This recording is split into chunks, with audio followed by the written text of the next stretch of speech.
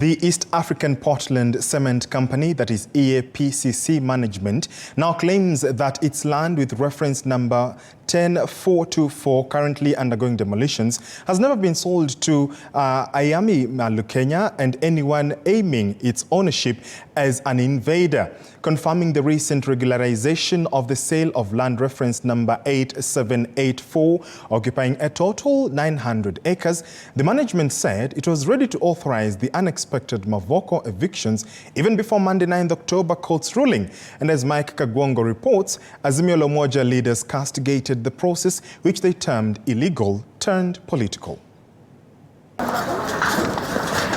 Blames after blames. East African Portland Cement owns the land and the titles were fraudulent. Kasash na radhi na tukaona shamba iko na shamba imeandikwa Aimi na Aimi ndio hao wanatuuzia. Are blames that could not stop excavators and bulldozers from executing orders to evict families inhabiting more than 4,000 acres of land. The company's managing director, Richard Mpedi, said the management requested the evictions and the government effected the process after a sequence of notices to occupants fell on deaf ears. We ourselves from East African Portland and the government effected the eviction. Because we are the owners of the land, it's upon us to make the right decision depending on our strategy and the utilization of the land.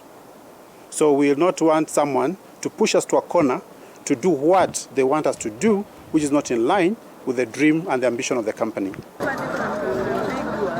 While this was going on, human rights bodies under the Kenya Human Rights Commission have vowed to move to court as early as Wednesday to stop the evictions, which they say have robbed the occupants the right to a life of dignity, as enshrined in the Constitution. Evictions cannot be conducted subject to the issuance of a 3-month notice.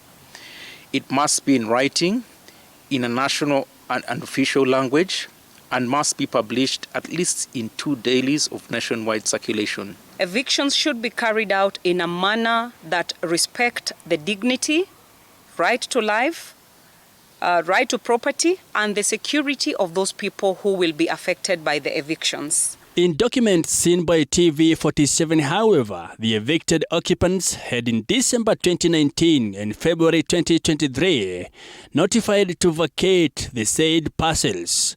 In the notice, the company said it would not be liable for any damages occasioned by any eviction thereof from the subject parcels.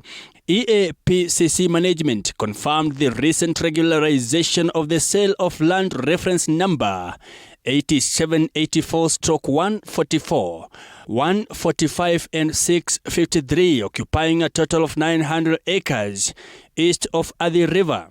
In a public notice published in the local dailies on Tuesday, the company announced that persons occupying the land will be given priority.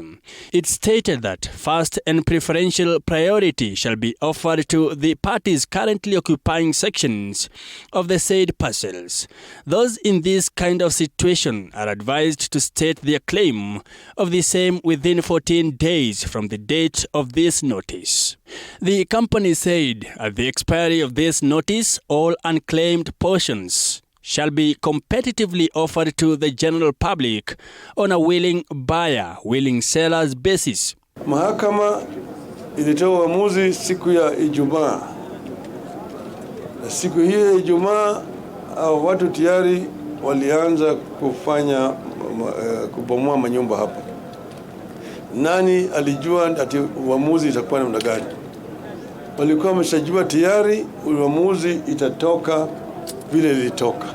The occupants of the land reference number 8784 may also find themselves on the receiving end if at the end of 14 days notice they won't have vacated the land as requested by East African Portland Cement Company. Mike Kagwongo, TV47 from Mavoko constituency, Machakos County.